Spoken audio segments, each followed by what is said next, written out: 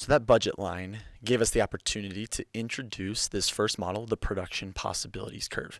One thing I love about economics is they really make no bones about like defining things, because the production possibilities curve is just that, is a curve that is going to show us our possible production points.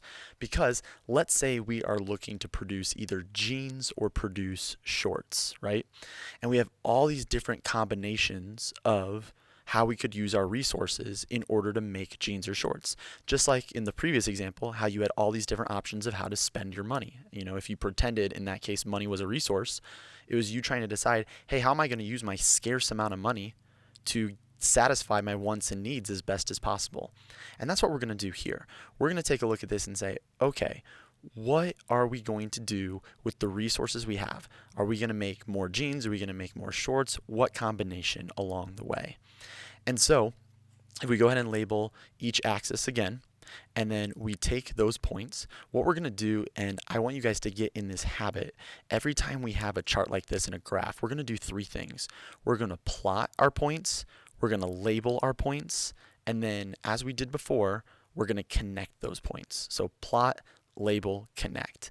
But what you see is whenever we connect all of those dots, it gives us a line or a curve. And that's what our production possibilities curve is. It is a curve that shows us the possible production points. Here's the key: whenever we're being fully efficient with our resources. And so here's what that means. If we look at this and we say, okay, if we used all the resources we have in our factory, right? All the resources we have, all the machines, all the material, all our workers, and only produce jeans, we could make 10 pairs of jeans, but we wouldn't make any shorts. Now, if we switched it and we said, okay, we're going to put all of those resources just towards shorts, we could see we could make 15 pairs of shorts, but we wouldn't be able to make any jeans. But again, we can split up our resources in some way in the middle too. And what that blue line shows us is it shows us all of our different combinations of how we could be using our resources to make either jeans or make shorts. Now, there's a couple rules that we need to play by when we do this, because whenever we take an economic model, what we're attempting to do is take kind of this big idea and simplify it down in ways that allow us to easier understand ideas. So, rule number one: our resources are going to be fixed in quality and quantity. And here's what we mean by that. Like, if I was to say, like, oh, we want to produce more jeans, you can't be like, oh, well, just hire more people or buy more machines or whatever. We're going to assume that the resources we have is fixed. We have a set amount right now. Number two, we're going to assume that along our production possibilities curve, our resources are being used efficiently. So we're using them as best as possible. It's not like we can use our resources better or something in order to get more. We're assuming we're already using them as well as we can. And then finally, at any time, our resources are only being used to produce one or two goods, right? So we're producing either jeans or shorts. And obviously, you know, there's a lot more things we could be producing. We could be producing jackets, we could be producing shirts and all this stuff, but that gets really complicated. And so in order to understand the key ideas behind this, we're going to say, okay, we are only producing either one or two goods, either jeans or shorts, okay? So getting back to this, let's say that you are a worker in my factory, right? So you work in my factory, and let's say that during the day I just ask for you to. I say, okay, hey, by the end of the day, I want you to make me 6 pairs of jeans and 6 pairs of shorts. Is that possible? Well, 6 pairs of jeans and 6 pairs of shorts, if you notice, is point C. And point C is a point that falls along our curve. And therefore, that means you would be being fully efficient with the resources in production. So I would come to you at the end of the day. You'd say, hey, I made you 6 pairs of jeans, 6 pairs of shorts. And I would say, awesome job. You were being efficient with our resources. You were using our resources to the best of our abilities. We did a good job today at work. Okay, great. Remember, anywhere along the curve represents us being fully efficient. Just like with our money when we were spending all $240, here we're using all of our resources to the best of our ability. Now let's say I walked in, and instead of saying I want 6 pairs of jeans and 6 pairs of shorts, let's say I said to you, hey, by the end of the day, you need to make me 8 pairs of jeans and 9 pairs of shorts. What would you say to me? Well, if you notice, 8 pairs of jeans and 9 pairs of shorts is outside of the curve. And we said, just like with our example of buying the shirts and the shoes, any point that is outside of our curve, it's impossible because we don't have enough resources. Our resources are too scarce. We don't have enough material. We don't have enough machines. We don't have enough workers. And all of those things are fixed. We only have a certain amount. And if we're already using them to the best of our ability along the blue line, we can't be using them any better beyond the curve. So you would say to me, hey, Mr. Bradley, we can't do that. That's impossible. The resources are too scarce.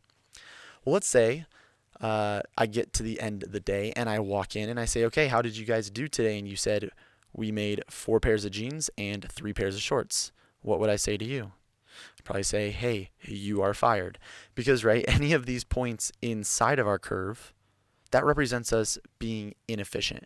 It's achievable. We can hit that point. Like, that's a possible amount we can make, but it's a possible amount we can make that's inefficient.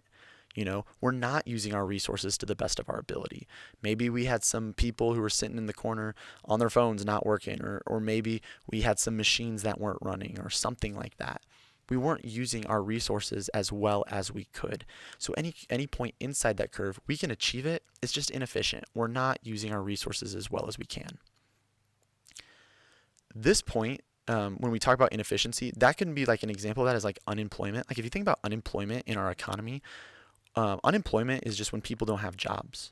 And so if you think about it, right, like when people don't have jobs, that means the labor's available, we're just not using it. So unemployment, you can think of it as a way of that being us being inefficient as an economy, right? So that's kind of just a side note for you guys to know. That's not anything that's going to show up on a test, but or at least not yet.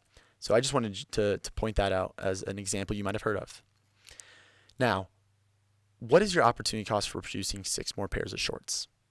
So whenever we look at this and we say, all right, if this is all of our production possibility points, right, all the different places we could be producing, if at any point we wanted to increase our production, I walk into the factory as the boss and I say, hey, it's getting closer to summer, we need more shorts. If we were to start producing more shorts, how many jeans would we have to give up? What is our opportunity cost? So if you actually look, it actually remains the same no matter where you look, whether you're moving from point A to point C, 0 to 6 shorts, or from 3 up to 9 or 6 up to 12. The amount of jeans you have to give up is the exact same. So if you were to add 6 pairs of shorts, so let's, for example, say it was the winter, we were only producing jeans, so we're producing at point A, 10 pairs of jeans, 0 pairs of shorts. And I said, hey, it's getting closer to summer, we got to start producing more shorts. So we're going to start producing 6 pairs of shorts. What's our opportunity cost? What do we have to give up in order to do that? Well, as you can see, we would drop our production of jeans from 10 down to 6. That means we have to give up 4 pairs of jeans, right? We would have to stop producing 4 pairs of jeans. Well, let's think about this in another way. Let's say, what's your opportunity cost for your first 6 pairs of jeans? Now let's pay very careful attention to the language. It says, what's your opportunity cost for your first 6 pairs? If we say first, we assume we're just getting started, right? We assume we haven't been making any jeans yet, but now we want to start making them. So maybe we're heading from the summer into the winter, and I'm saying, hey, let's not make as many shorts. We got to start making more jeans. And if I say, let's start making 6 more pairs of jeans, we're going to be at point F, but we want to move to point C. In order to add those 6 pairs of jeans, what's our opportunity cost? How many pairs of shorts do we have to give up? Yeah, we'd have to give up 9 pairs of shorts, right?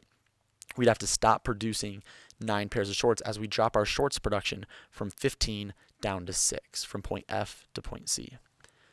Now this last one's a little bit tricky.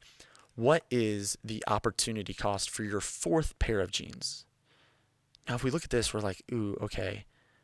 It jumps from 2 jeans up to 4 jeans, right? So 4th pair of jeans, the way that sounds, it sounds like we're only moving from 3 up to 4. Like if I say I'm going to eat my 4th piece of pizza, you assume I've already had 3, and I'm going to move up to 4.